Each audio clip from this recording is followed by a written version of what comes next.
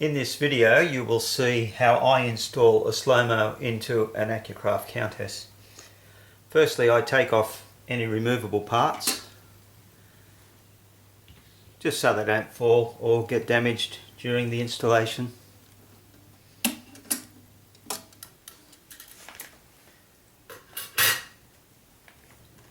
We need to turn the locomotive upside down to work on it. I have a piece of timber ready, about 20mm square.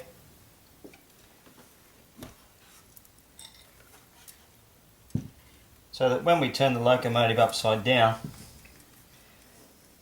I can sit the cab sides on it, and that'll keep the loco nice and stable for us to work on.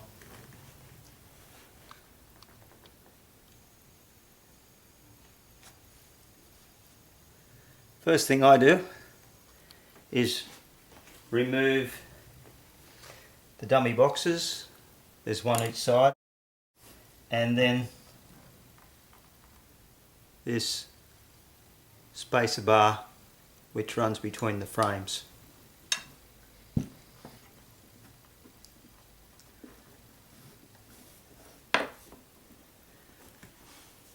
They're held on by 4 very small bolts, which you can see here.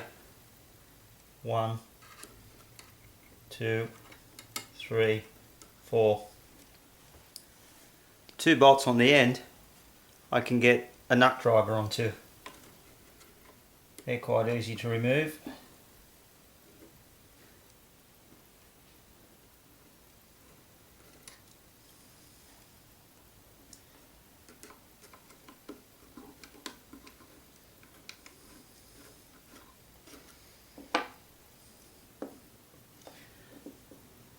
And so that's the dummy box gone.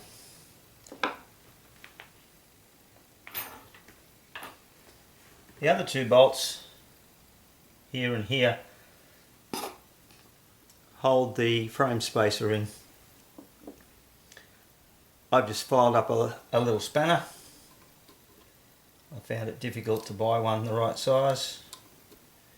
You could probably use a small shifter or adjustable spanner, depending on where you live. I'll just do a fast forward here because this will take a while. So now that those 4 bolts are out on this side, turn the loco around.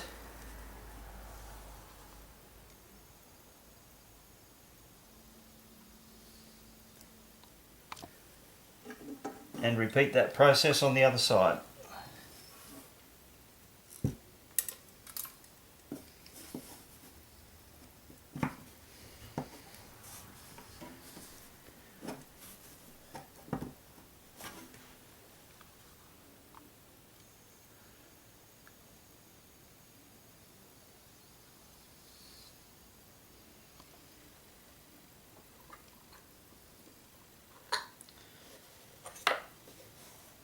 There's the 4 bolts again. 1, 2, 3, 4. As on the other side, the outside bolts that fasten the dummy box on are easily reached with a nut driver.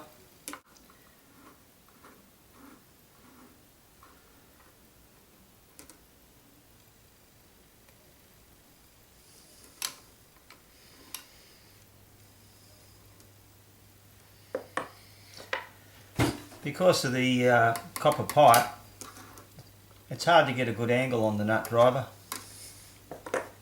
So once again I use my trusty little spanner.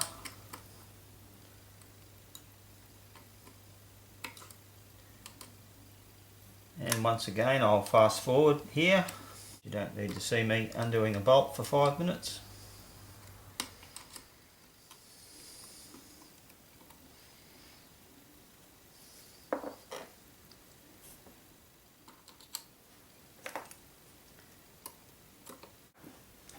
So now that we've removed the 4 bolts from both sides of the loco,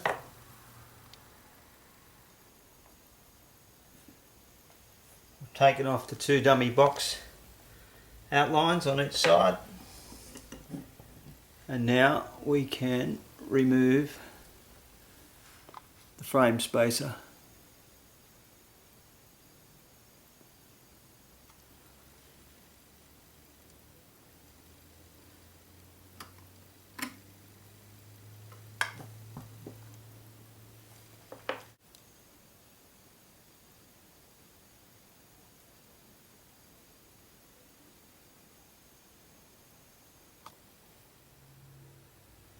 There's a sprocket in the kit that needs to be fitted to the centre axle of the loco. The sprocket's made in two halves, so it can be assembled over the axle and bolted together. One side of the sprocket has counter bores machined to take the heads of the bolts.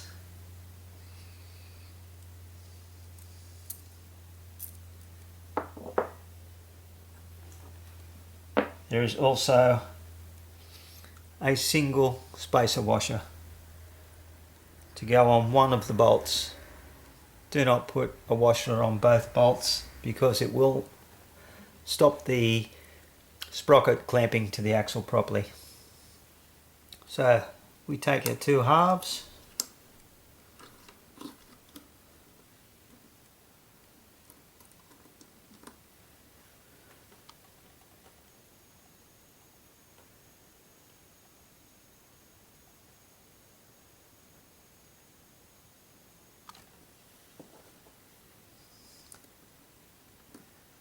and get the first bolt started in the threaded section.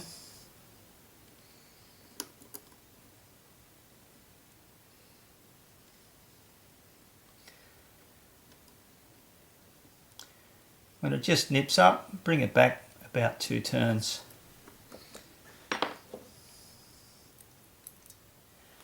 Fit the second bolt to the second hole and repeat that process. Get it started in the thread, wind it in. When it starts to nip up, come back about maybe 2 turns, because we need this sprocket to be able to be adjusted to line up the chain with the small sprocket on the Slo-Mo later in the install. So that's the sprocket sitting in place. Now, with the spacer bar removed and the sprocket sitting in place, it's time to sit the Slo-Mo between the frames. When you unpack the Slo-Mo, you'll see 2 bolts protruding from each side. These bolts will fasten the mounting brackets on that will hold the Slo-Mo in place in the locomotive. So just take those bolts out for now.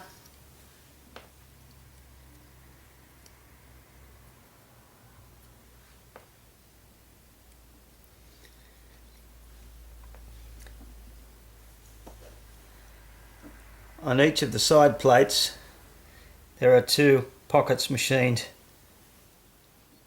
to hold 2 rubber O-rings. Just make sure that those O-rings are well seated in the pockets. They are to insulate as best we can the Slo-Mo from the frames, just to minimise any gear noise or vibration that might be transferred to the body of the loco. So, with the long cutout facing down toward the loco and the flywheel towards the rear of the loco, just sit the Slo-Mo in between the frames. It should be quite loose and be able to just float around between the frames.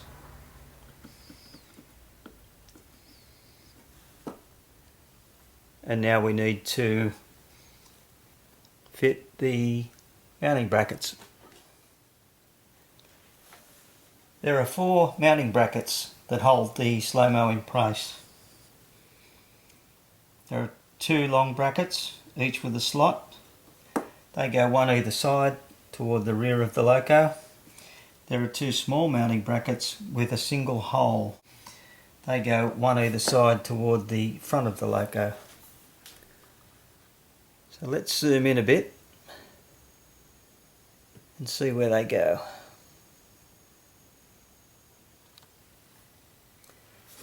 This slot and this slot are original features in the chassis frame of the Accucraft Countess.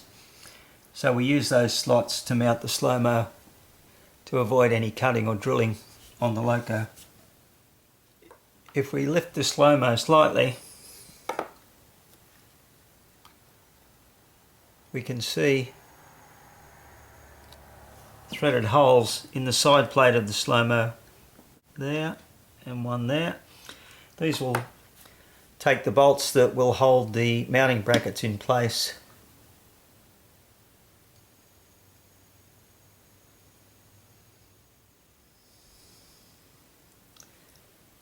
The small bracket with the round boss goes in the slot toward the front of the loco. And take one of the screws that were removed from the Slo-Mo earlier, feed it through the mounting bracket, and you need to pick up one of those threaded holes.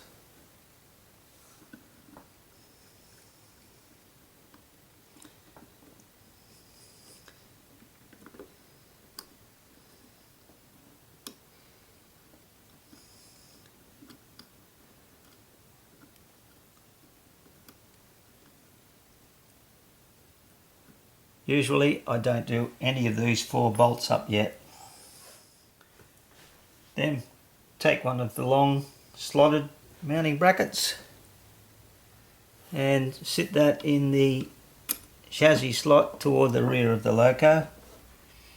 And once again, put a bolt through the slot, and we have to pick up that threaded hole in the side plate of the Slo-Mo.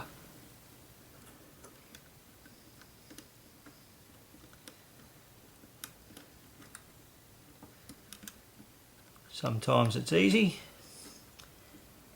sometimes it's not.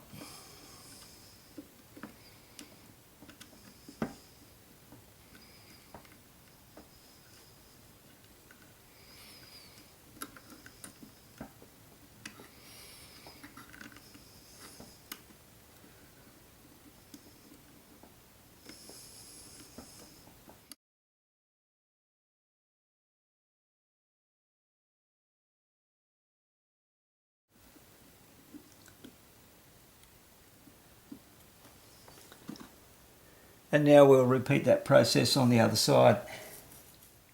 So I've just turned the locomotive and I'm going to repeat that process and fit the mounting brackets to this second side of the locomotive. So again, we take the small square bracket with the hole. It goes in the chassis slot toward the front of the locomotive. Put a bolt through. Lift the Slo-Mo slightly, will help you get the bolt started in the hole.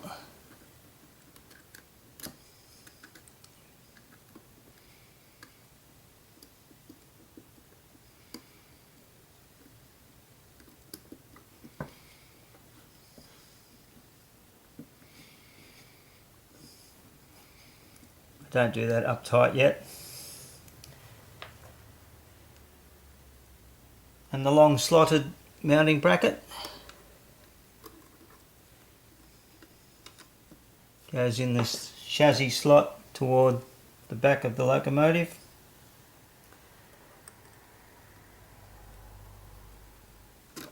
Again, we have to find that hole and get it started.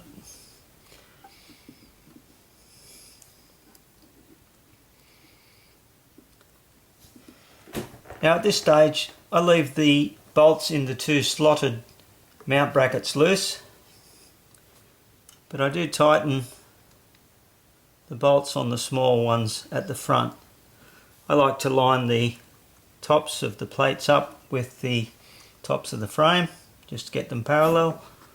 Makes no difference to the operation, it's just something I like to do.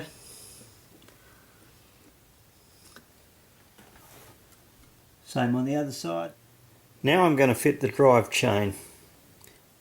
Anyone that hasn't worked with small chain might find this rather frustrating. That's our miniature chain, and that's the joiner link and clip. So I'll put that down for now.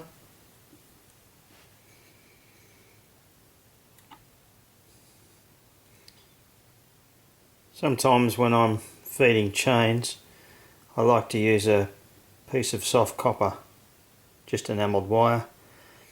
There's a piece of this in the kit with the Slo-Mo, just in case you want to use it. Then I put a loop of wire about 20mm long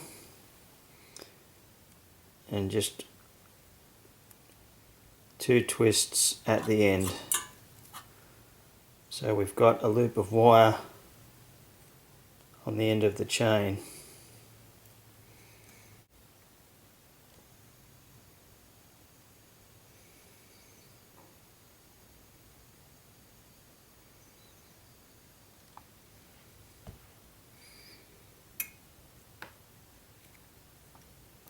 I feed that wire under the axle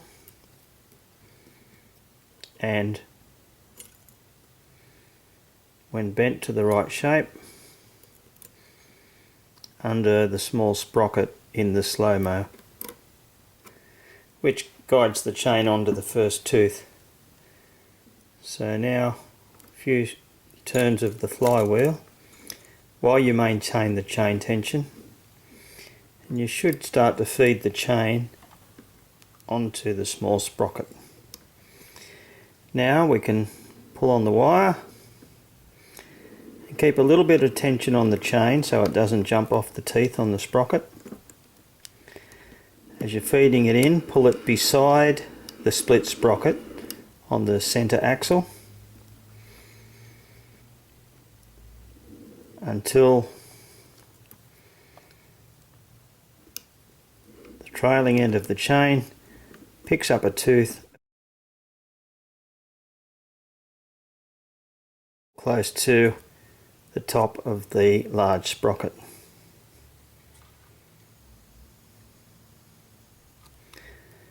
Then we undo the copper wire and sit the second end of the chain on the sprocket.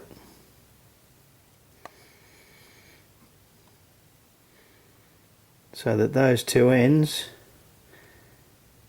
are on adjoining teeth. Now for the fun part.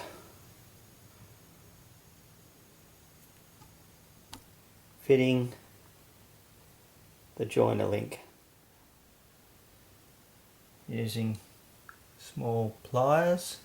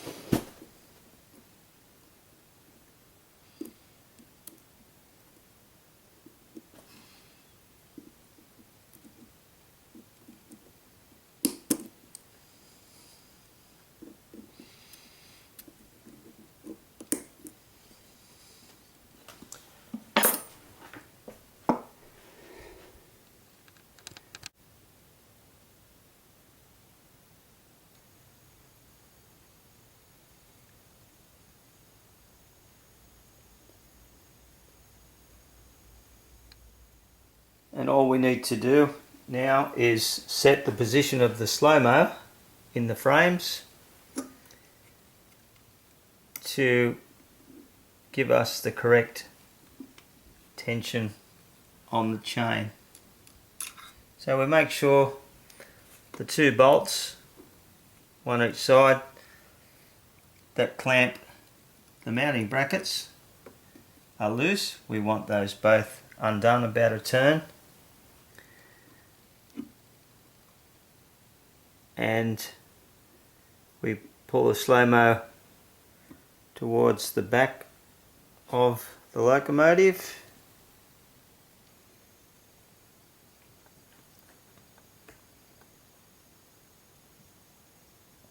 And at the same time push the slotted mounting bracket forward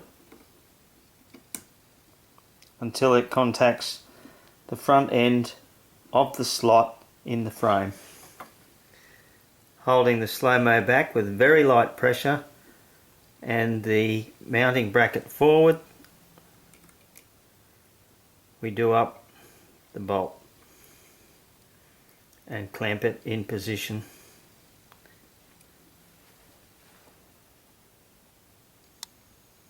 Then I'll do the same on the other side.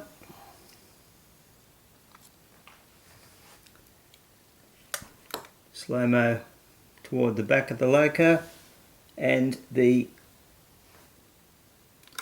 mounting bracket pushed forward, and do up the bolt.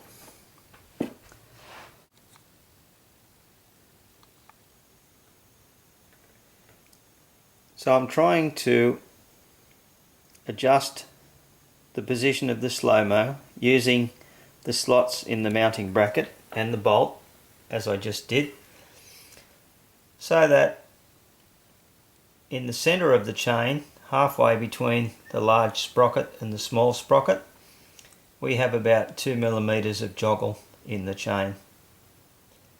I may readjust this after I give the engine a test run. If the chain is too loose, we will see shuddering in the loco when it's running dead slow, and if it's too tight, it may stall the loco and will increase the amount of vibration and or gear noise that's transmitted to the body of the loco. When I have tightened the bolts in the mounting brackets, I like to check that the Slo-Mo is not clamped firmly to the frames of the locomotive. The mounting brackets are meant to hold the Slo-Mo back to keep its position and maintain the chain adjustment. But the Slo-Mo should always have at least 0.5 millimeter of movement from side to side in the frames. This will minimise any gear noise or vibrations from the Slo-Mo that might be transmitted to the locomotive. So now it's time to give it a run.